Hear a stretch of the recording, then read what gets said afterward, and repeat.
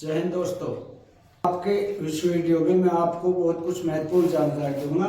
जैसा कि आप बोर्ड पे देख रहे हो, सबसे पहले मैं जानकारी आपको दूंगा नेशनल इंक्रीमेंट के बारे में। पीसीडीए ने लेटर निकाल दिया है नेशनल इंक्रीमेंट पर कार्रवाई करने के लिए। और दोस्तों, ये लेटर लिखा गया है सारे एचओडीज को, पीएचडी को और सीएचडी को, ताकि जिन पेंशनर ने कोर्ट केस किए, जिनके लीगल मैटर है, उस पर कार्रवाई की जा सके या फिर एचओडी की तरफ से। जी हाँ दोस्तों, तो फाइनली पीसीडीए ने काम करना शुरू कर दिया है नेशनल इंक्रीमेंट पर। अब दोस्तों, जो ये लेटर निकाला गया लीगल केसों पर कार्रवाई करने के लिए, जिस पेंशनर ने कोर्ट केस किया, जिन्होंने कोर्ट केस नहीं किया, उनके बारे में भी लिखा हुआ है कि उनका बेनिफिट 1 मई 2023 से दिया जाएगा। साथ ही साथ दोस्तों, रेफरेंस भी दिया है, नंबर भी दिया है, सर्कुलर नंबर 77, सर्कुलर नंबर 16 में, जो कि पेंशन पे लागू होता है नेशनल इंक्रीमेंट के बारे में। तो दोस्तों, ये लेटर निकाला है 29 मई 2025 को। अभी का ये लेटर है, पूरा लेटर मैं आपको समझाऊंगा। इस लेटर के साथ साथ दोस्तों, पीसीडीए ने एक फॉर्म निकाला है, performance for submission of claim in respect of national increment case for national. तो पीपीओ के आधार पर नेशनल इंक्रीमेंट देना। तो दोस्तों, ये फॉर्म भरा जाएगा पेंशनर की तरफ से या एचओडी की तरफ से। ये पूरी डिटेल में आपको पेंशन भोगी के उसमें दूंगा। ये परफॉर्मा निकला है जो मैं आपको, ये आपको नहीं भरना, ये पीओआर भरेगा, हेडक्वार्टर को भरना है नेशनल इंक्रीमेंट देने के लिए। तो दोनों चीज बहुत इम्पोर्टेंट है और ये दोनों मैं आपको आगे समझाऊंगा। फिर दोस्तों, एक बार मैं आपको जानकारी दूंगा। नेशनल इंक्रीमेंट एक रेलवे के पेंशनर थे जिन्होंने सीपी ग्राम में इंक्रीमेंट के लिए डाला और साफ रेलवे ने मना कर दिया कि नेशनल इंक्रीमेंट आपको नहीं दिया जाएगा। और रेलवे ने एक लाइन लिखी है कि नेशनल इंक्रीमेंट सिर्फ उन्हीं को मिलेगा जो 1 मई 2023 या उसके बाद आएंगे। साथियों, पेंशनर को गुमराह किया जा रहा है। तो एक लाइन भी लिखा गया, रिप्लाई भी लिखा गया रेलवे की तरफ से। साथ ही साथ दोस्तों, पेंशन की एक अपील भी डाली है, अपील भी लिखी है कि इस तरह से परेशान किया जा रहा है, यानी पीसीडीए को लिखा है। तो नेशनल इंक्रीमेंट पर किन के लिए लागू है, किन के लिए नहीं है, पूरा केस मैं आपको आगे समझाऊंगा। तो अगली जानकारी आपको मैं दूंगा 8वें वेतन आयोग के बारे में। जनवरी 2026 को लागू होगा 8वां वेतन आयोग। ये खबर आई है न्यूज़पेपर में।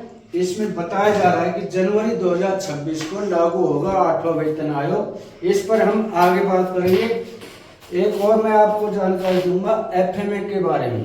एफएमए की, जहाँ की फिक्स मेडिकल अलाउंस, कि किस तरह से हम इसका बेनिफिट ले सकते हैं, तो कैसे वो रिवाइज किया गया।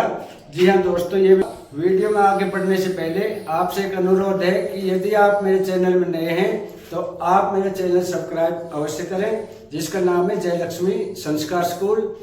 तो चलिए, वीडियो को आगे शुरू करने से पहले मैं आपको जानकारी है लेटर, पीसीडीए ने लेटर जारी किया है 2025 को। ये लेटर भेजा गया है ऑल एचओडी को और सीएचडी को नेशनल इंक्रीमेंट में कार्रवाई करने के लिए।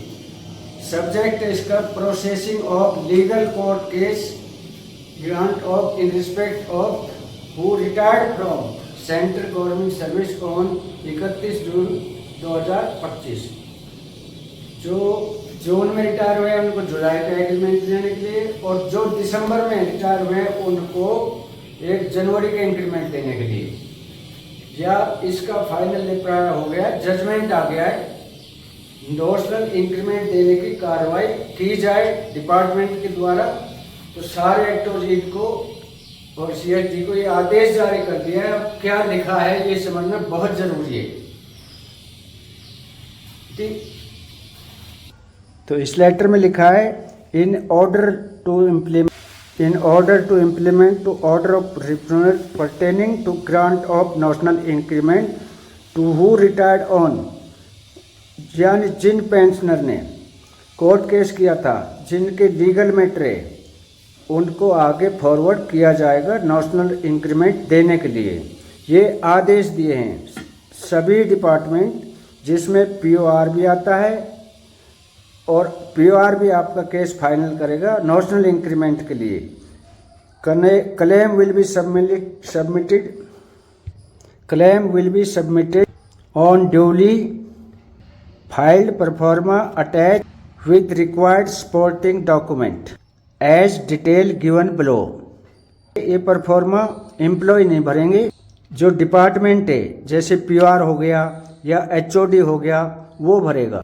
वो पेंशनर का एम्प्लॉय का केस आगे फॉरवर्ड करेगा, यानी उस पर फाइनल एक्शन लेगा। कॉपी ऑफ कोर्ट ऑर्डर, अगर पेंशनर ने एम्प्लॉय ने कोर्ट केस किया है तो उसकी कॉपी, उसका order, national fixation part 2 order, यानी उसका भी पार्ट 2 ऑर्डर करेगा। फिर detail calculation sheet clearly mentioned all element to be paid in defence person. जो कोर्ट का ऑर्डर आया है, जो कोर्ट ने लिखा है, उसके आधार पर कार्रवाई की जाएगी। फिर दोस्तों साथ ही साथ डिफरेंस ऑफ ग्रेजुएटी, यानी ग्रेजुएटी में भी इससे डिफरेंस आएगा, उसका डिफरेंस भी पेंशनर को मिलेगा। या फिर CBP यानी कम्यूटेशन की वैल्यू की अमाउंट जो लिखी है, जो भी कुछ लिखा है उस पर एक कैलकुलेशन शीट तैयार की जाए, उसके बेस पर कार्रवाई आगे की जाए। साथ ही साथ 14 अक्टूबर का जो लेटर है, 14 अक्टूबर 2024 DOPT, उसके आधार पर कार्रवाई की जाएगी। वैसे दोस्तों DOPT के आदेश में सिर्फ पेंशन रिवाइज करने के लिए कहा गया है कि सिर्फ पेंशन रिवाइज होगी, लेकिन दोस्तों साथ ही साथ उसमें ऑनरेबल कोर्ट का ऑर्डर कोर्ट करने के लिए कहा गया है। और 14 अक्टूबर का जो लेटर है DOPT का, उसको साथ ही साथ कोर्ट करने के लिए कहा गया है। आगे लिखा है the mode of such case to be implement. तो मोड क्या रहेगा सबमिशन का, किस तरह से केस कोर्ट किए जाएंगे। By hand OIC according to legal point of OCD, यानी बाई हैंड लीगल सेल को हैंड ओवर किया जाएगा। You can send this by post also, यानी आप इसे बाई पोस्ट भी भेज सकते हैं। अब दोस्तों जो परफॉर्मा भरना है वो परफॉर्मा आपको समझा रहा हूँ। ये है दोस्तों पूरा परफॉर्मा, जिसमें पेंशनर की एम्प्लॉय की डिटेल आएगी कि किस तरह से उसे नेशनल इंक्रीमेंट दिया जाएगा। सब डिटेल इस परफॉर्मा में भरी जाएगी। सबसे पहले नेम ऑफ द पेंशनर, यानी पेंशनर का नाम, ये आपको नहीं भरना। ये पेंशनर या एम्प्लॉय के लिए नहीं है, ये डिपार्टमेंट के लिए है, या रिकॉर्ड ऑफिस होगा या फिर PBOR होगा। इसमें नीचे साइन भी होंगे, उनको ये भरना है।